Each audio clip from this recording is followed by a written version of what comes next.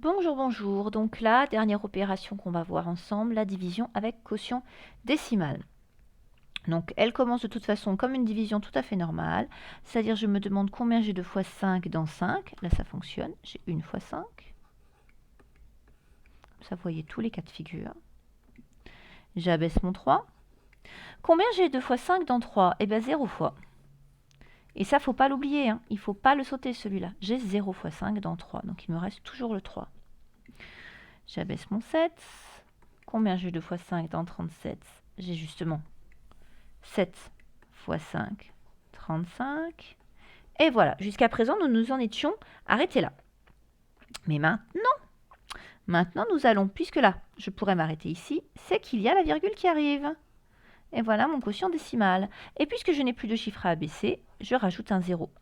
Combien j'ai de fois 5 dans 20? Là, ça tombe juste. J'ai 4 fois 5.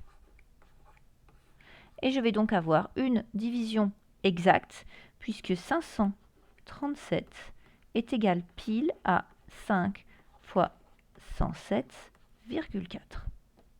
D'accord? Là, il me reste rien. Donc, c'est une division, on va dire, exacte.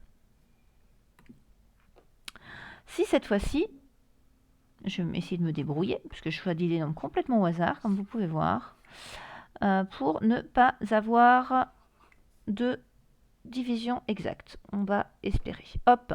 Alors, je cherche combien j'ai 2 fois 3 dans 2. Je ne peux pas. Donc, je cherche combien j'ai 2 fois 3 dans 23. J'ai 7 fois 3 qui font 21.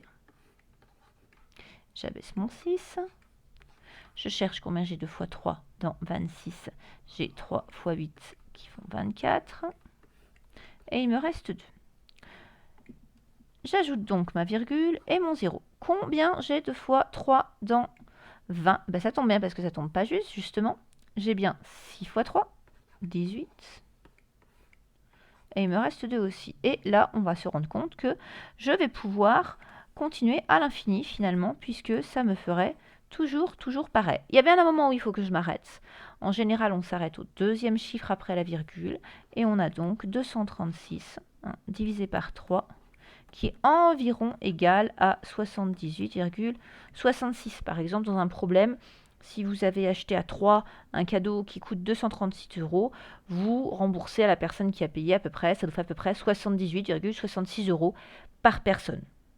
Un peu de choses près, c'est comme ça que ça fonctionne. Donc vous voyez, pas très compliqué non plus une fois qu'on a compris la division de base.